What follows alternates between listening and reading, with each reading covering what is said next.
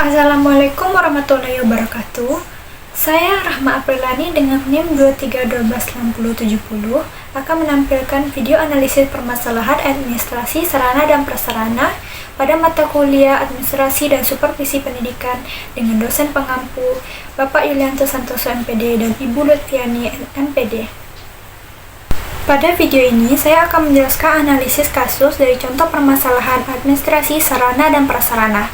Contoh kasus yang dapat saya angkat adalah adanya permasalahan di sebuah sekolah dasar di daerah pedesaan yang mengalami kerusakan pada beberapa fasilitas penting.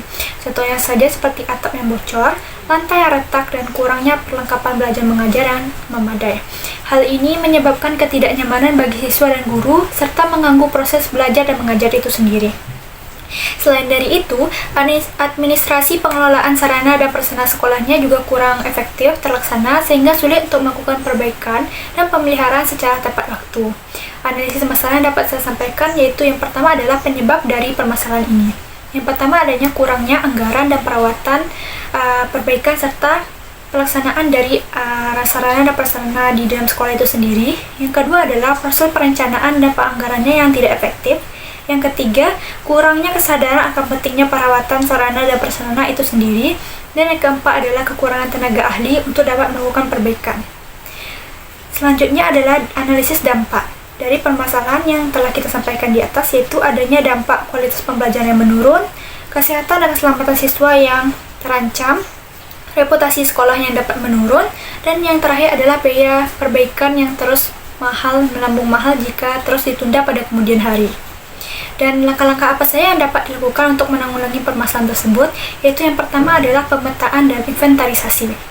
Pemetaan dan inventarisasi ini dilakukan secara menyeluruh terhadap seluruh sarana dan prasarana sekolah untuk mengetahui kondisi sebenarnya dari prasarana dan sarana sekolah itu sendiri.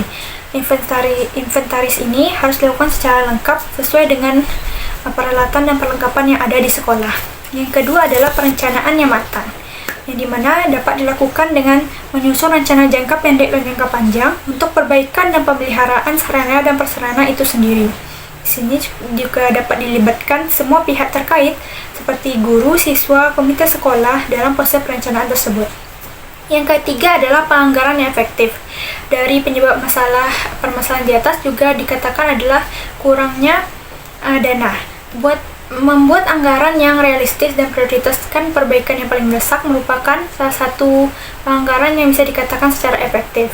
Kita juga dapat mencari sumber pendanaan tambahan seperti dari pemerintah daerah, donatur, ataupun dari kegiatan penggalangan dana.